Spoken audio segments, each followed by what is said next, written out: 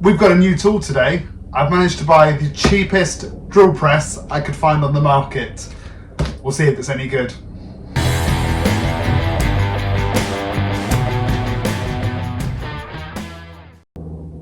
Right, for here in the workshop, I've always wanted a drill press.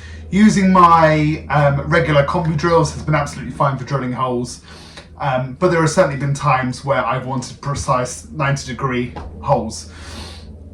I can't justify paying £200 for a drill press. I also don't have the space for one of the big, floor drill presses. I wanted a nice, small, compact one that would go on the workbench. Could also be portable in the sense of hiding it away if I didn't need it.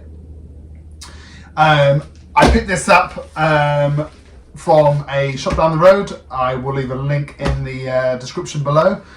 But it only cost about £50, which I think is a bargain. We hope it's a bargain. It's by a brand called ENERGER. We'll see how good it is. So, if I unbox it, we'll see what we get.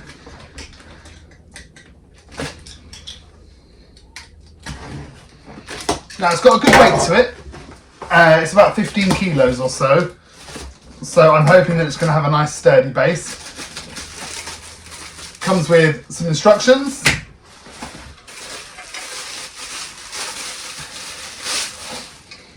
The plate to which you put your timber on.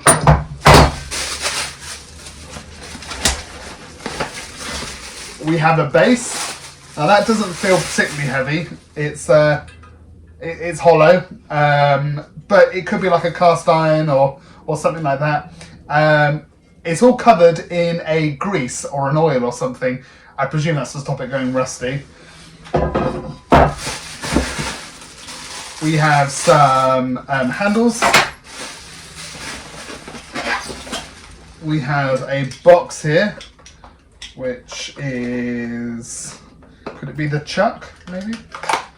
Yeah, it's the chuck. So, metal chuck and a chuck key,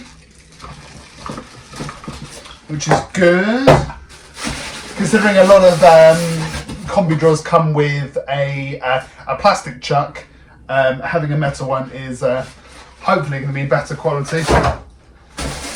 And then in the bottom part of the box we have a motor. Lift this out. This is the heaviest part of it. And we have the neck of the drill, I suppose. Right, and that's the box emptied. So I will get rid of that. Okay, well, there's the motor. Now, already there's a few dings on it. You can tell it's cheap material. But you have an on-off switch at the front there. Depth adjustment.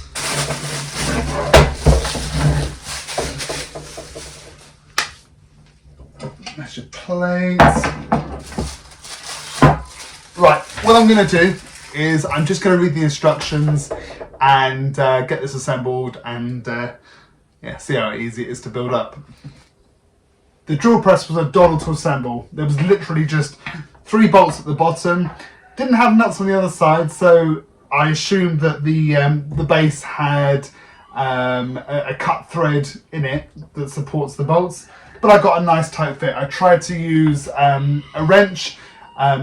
Unfortunately, the socket head wouldn't fit on there, so I just had to use an adjustable spanner, and that wasn't provided. So you will need some form of doing the nuts up. The chuck itself, really peculiar. All my combi drills have a screw that goes through the middle of it that you can tighten up that way, and it's a mechanical fixing. This was really strange.